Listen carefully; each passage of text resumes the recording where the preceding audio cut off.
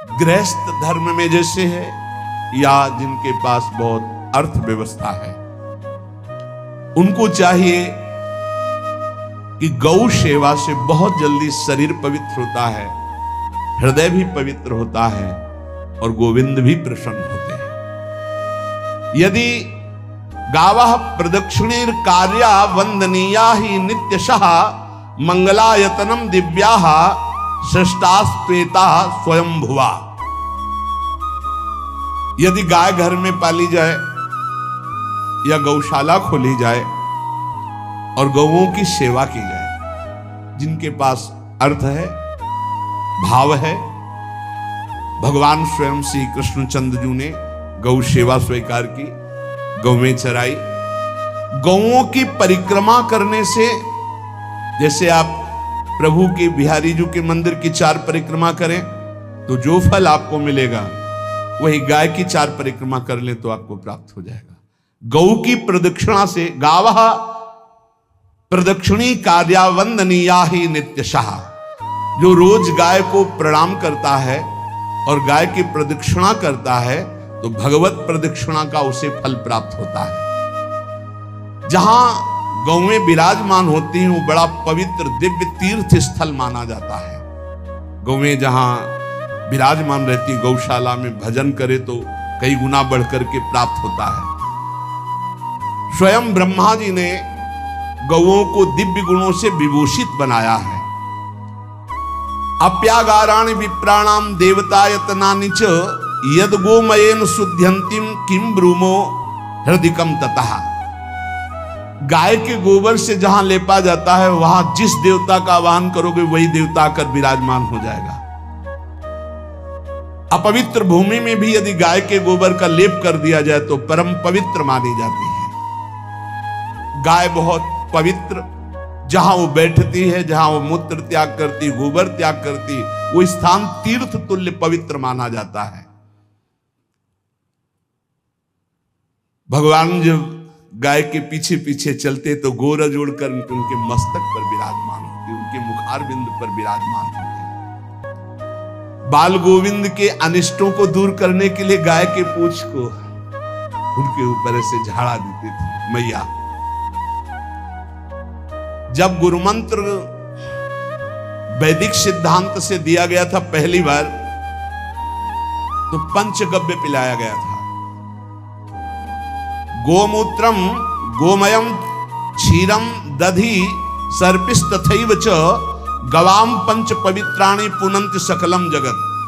कितना भी बड़ा पापी हो, अगर पंचगव्य पिलाया जाए तो वो वैदिक मंत्रों को स्वीकार करने लायक हो जाता है, पवित्र हो जाता है। पंचगव्य में 5 चीजें गाय की होती है: गाय का मूत्र, गाय का गोबर, गाय का दूध, गाय का दही और गाय का घी। ये 5 मिलाकर पंचगव्य पिलाया गया था। पहली बार जब वैदिक मंत्र दिया गया था तो पंचगव्य बनवाया था गुरुदेव भगवान ने सन्यास, और वो पिलाया था। ये पंचगव्य पिलाने से अपवित्रता का नाश होकर पवित्रता का संचार होता है। इसलिए धन्य है उनका जीवन जो गौ सेवा परायण है भगवत भाव से।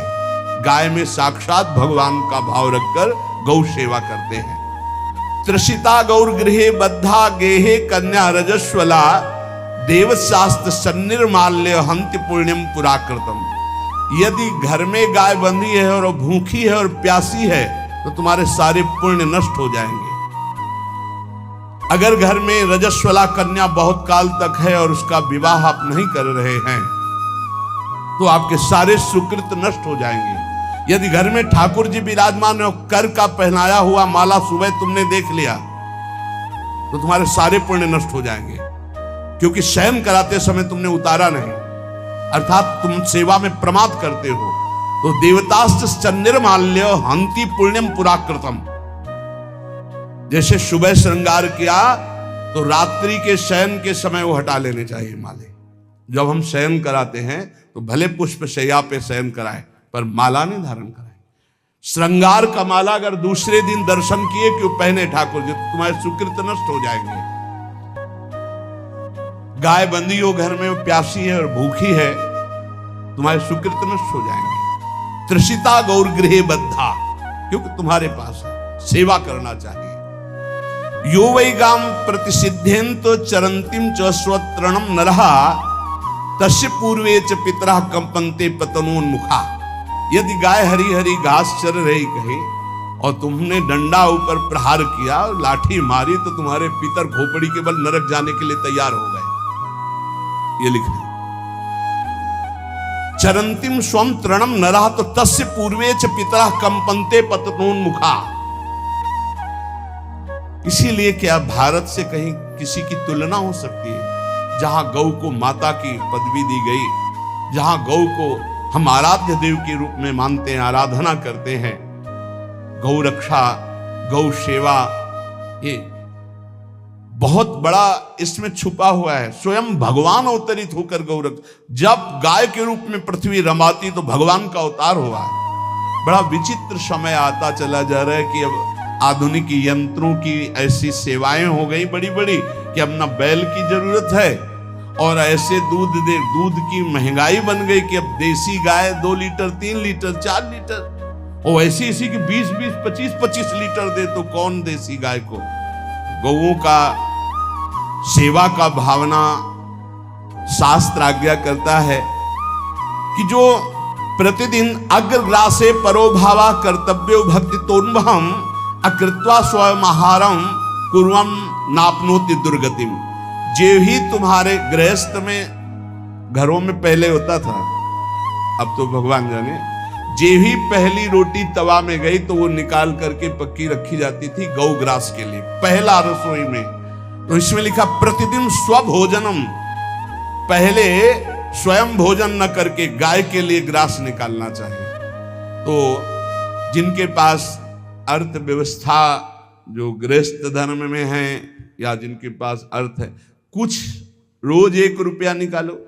हम कह रहे रोज निकालो तो महीने में 30 रुपया होते। 30 रुपया में एक गाय को हरी घास तो एक टाइम पवा ही सकते हो ना, बहुत नहीं है तो 1-1 रुपया निकाल के अगर एक गाय को चारा दोगे तो एक बार का भोजन तो हो ही सकता है। 30 रुपया में हरी घास जाकर के उसके एक बार तो पवा दोगे ना।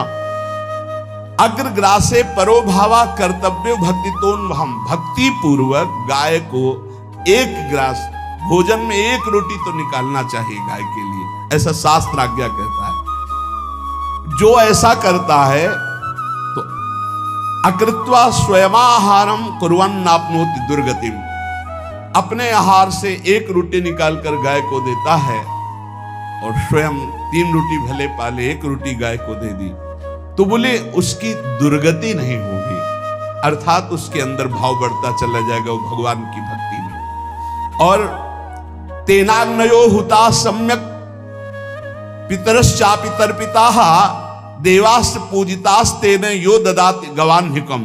जो प्रतिदिन गौग्रास निकालता है, अर्पित करता है, तो उसको अग्निहोत्र करने का फल मिलता है, उसके पितरों को तृप्ति मिलती है और समस्त देवताओं के पूजन का फल मिल जाता है जो गौग्रास निकालता है। यो वै ताड्यते यष्ट्याधेनुम मर्त्यो विमूढ़धि, जो मूर्ख मनुष्य, जैसे अब गाय दूध नहीं दे रही, मार डंडे डंडे मार रहे, इंजेक्शन लगा रहे, ऐसे वैसे कर रहे हैं, उसको ताड़ना दे रहे हैं। तो बोले जो मूढ़ बुद्धि मूर्ख मनुष्य, यो वै ताड्यते यष्ट्याधेनुम मर्त्यो विमूढ़धि, वो गाय को लाठी से मारता है, डंडे से मारता है, हाथों से मारता है, तो धर्मराजस्य नगरेशा याति करवर्जिताः, धर्मराज जी पहले अपने नरक में ले जा करके उसके कहते थोड़े थोड़े तिल तिल करके पहले इसके हाथ काटो, मरना है नहीं वहां। अब आराम आराम से थोड़े थोड़े पहले हाथ वर्जिताः, इन्हीं हाथों से गाय को मारा था ना, वैसे थोड़ा थोड़ा काटा जाता है उसके हाथ।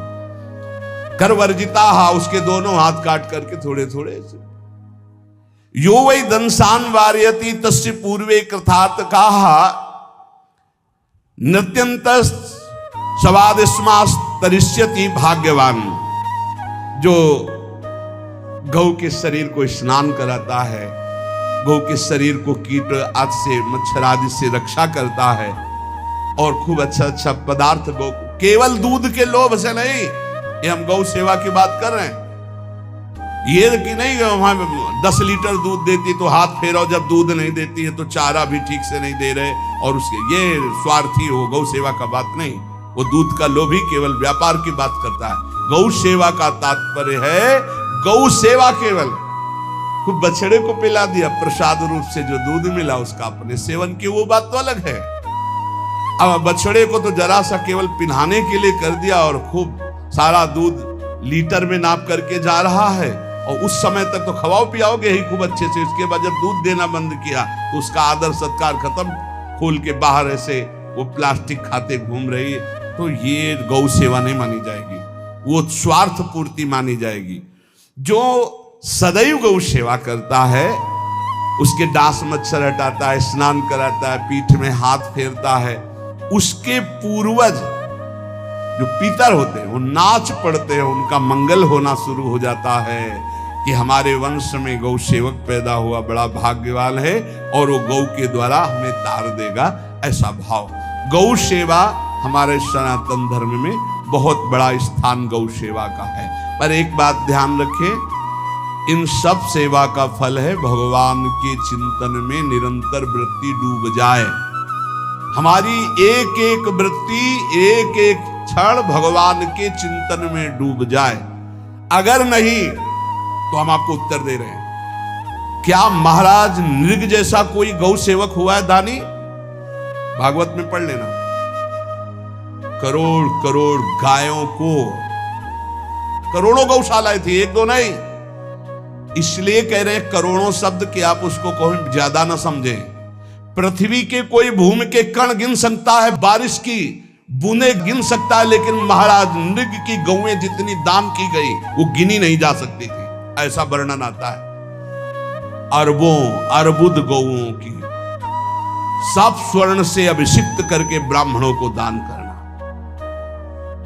इतने बड़े गौ सेवक, इतने बड़े दान करने वाले, एक चूक हो गई, ना दान लेने वाले तपस्वी ब्राह्मण की गाय किसी अन्य ब्राह्मण को दान कर दी, और वो ब्राह्मण ने जब गाय देखी बोली मेरी गाय चुरा ली। बोले महाराज नृग ने दी। महाराज नृग से कहा मेरी गाय है, तो उनका गौशाला में आ गई होगी, आपको 10,000 गौएं देते हैं, आप अपनी गाय। बोले मैं प्रतिग्रह नहीं लेता। जिसने दान लिया था उसने कहा गाय यही लेके जाऊंगा, तो उनका आप गाय छोड़ दीजिए, आपको 10,000 गाय देते। बोले नहीं लूंगा।